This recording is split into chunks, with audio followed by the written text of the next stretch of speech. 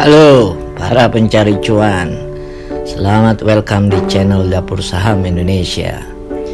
Channel yang akan membawa lo semua sadar akan kenyataan di bursa saham. Dalam pasar saham ada praktik seseorang atau kelompok orang meminjam saham kepada perusahaan sekuritas atau broker, lebih dikenal dengan istilah short selling. Short selling terjadi saat orang meminjam dari sekuritas atau broker dan menjualnya di pasar terbuka, lalu akan membelinya kembali dengan harga yang lebih murah. Dalam literatur, praktik short selling sudah dilakukan pada tahun 1609 oleh pengusaha Belanda bernama Isaac Lemaire, pemegang saham yang cukup besar di perusahaan Hindia Timur Belanda, VOC. Soal perusahaan VOC ini lu bisa nonton di video gue sebelumnya ya. Gimana praktiknya di bursa saham? Investor meminjam dana untuk menjual saham yang nggak mereka miliki saat harga tinggi atau dikenal dengan sebutan saham kosong. Ekspektasinya saham yang di short pasti mengalami koreksi. Kalau lu baca laman Investopedia, dijelasin praktik short selling udah biasa dan lama dilakukan oleh orang-orang berduit. Kelompok orang berduit ini melawan optimisme pasar saham bullish karena mereka justru mengambil cuan saat pasar saham jatuh dan harga saham emiten turun tajam, sehingga dapat membeli lagi saham di harga murah. Asal lu tahu ya, di Amerika Serikat dan Korea Selatan muncul gerakan masyarakat para pedagang saham retail untuk menyetop aturan yang membolehkan praktik short selling ini. Bursa Efek Indonesia sekarang melarang transaksi short selling terhitung sejak 2 Maret 2020 sebagai respon anjloknya bursa karena pandemi COVID-19.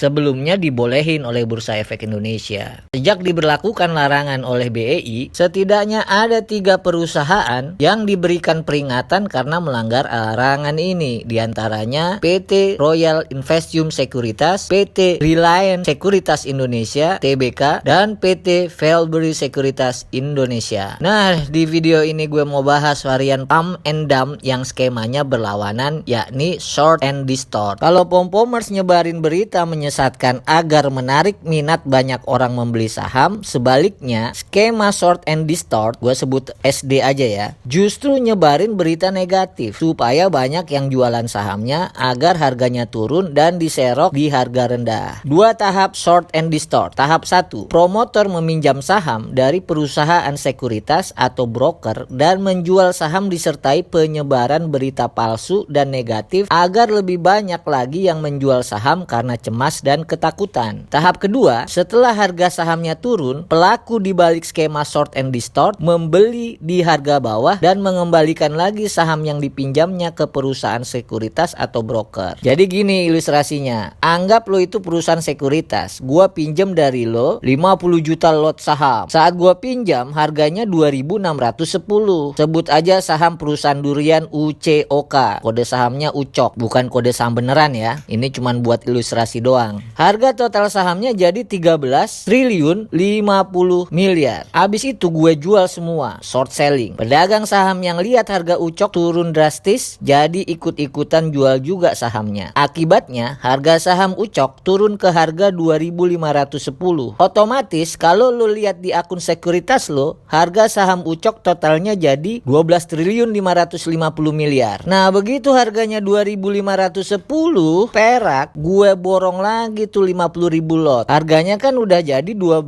triliun 550 miliar. Gue balikin lagi deh 50 ribu lot saham yang gue pinjem ke lo. Jadi gue dapat untung selisih 13 triliun 50 miliar dikurangin 12 triliun 550 miliar. Gue bisa cuan sekitar 5 miliar dalam skema short selling. Tentu dipotong pajak, fee broker, dan juga bunga waktu gua minjem itu saham. Lo inget ya, pedagang saham Pausiu kalau masuk keluar pasar, beli dan jualan saham itu bisa ratusan miliar hingga triliunan rupiah. Di Bursa Efek Indonesia sekarang transaksi harian sudah bisa mencapai 24 triliun rupiah. Jadi net buy-nya triliun, net sell-nya juga triliunan rupiah. Nah, jadi di pasar saham saham, gak hanya ada orang-orang berduit yang berkomplot menyebarkan berita positif agar animo pedagang retail meningkat. Sebaliknya, ada komplotan orang berduit juga yang nebarin berita negatif supaya pedagang retail yang sudah pegang sahamnya panik dan jualan. Ini juga alasan kenapa gue saranin lo sebaiknya punya indeks saham pribadi lo. Ini juga kenapa kalau lo mau cuan lebar di pasar modal, lo mesti gedein modal lo. Karena begitu saham emiten turun, berarti ada kesempatan lo bisa beli lebih banyak lembar saham di harga yang lebih murah. Anggap lo beli handphone iPhone harganya lagi turun, atau lo beli tas Louis Vuitton harganya lagi diskon. Gimana? Sekian dulu video kita kali ini, mudah-mudahan dikit-dikit ada manfaatnya. Terima kasih ya udah nonton channel Dapur Saham Indonesia.